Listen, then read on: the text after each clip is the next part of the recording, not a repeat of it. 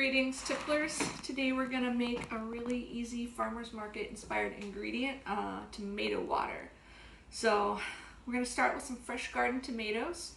We've got these from our Bay Area garden, which is just now turning ripe. If you're doing this at home, I would stick with something from your backyard or from a farmer's market, but avoid supermarket tomatoes, which often are bred for their appearance but not their flavor.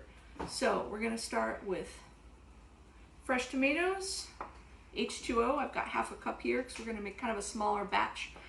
And then a little bit of salt. That's an optional ingredient, but I think it makes a nice balance for the tomato water.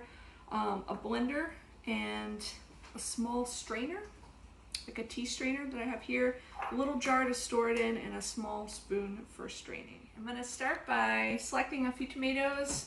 We don't actually need that many, and we're going to make a small batch because the tomato water does not have a long shelf life, so you probably want to store it for about 24 to 48 hours in the fridge. Maybe you could go a little bit longer, but it'll turn quickly. So we want to make it in small batches. It's really easy to do, so it's not a big deal.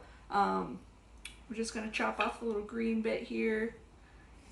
I have a Vitamix. It's kind of a more powerful blender. If you have just a normal blender at home, you may have to blend this up a little bit more. You may want to do a little more chopping for your tomatoes before you put them in.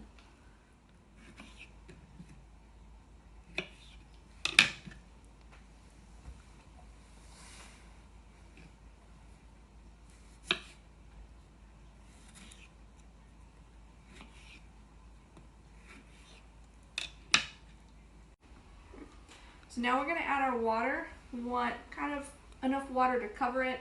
This is just filtered water. May not look like it's covering it, but that's about right. I only did about 3 small tomatoes here, so about a handful. And I'm going to do a pinch of salt in here as well. So just a little pinch. This is gray French sea salt. Just a little bit. All right, now we are ready to blend this up, and we're going to blend it thoroughly so it's completely pureed. All right, so now we're gonna do the straining. Just take our tea strainer or jar, and it's just a little bit of patience, but it should go pretty fast. And we're gonna start straining the tomato water through here.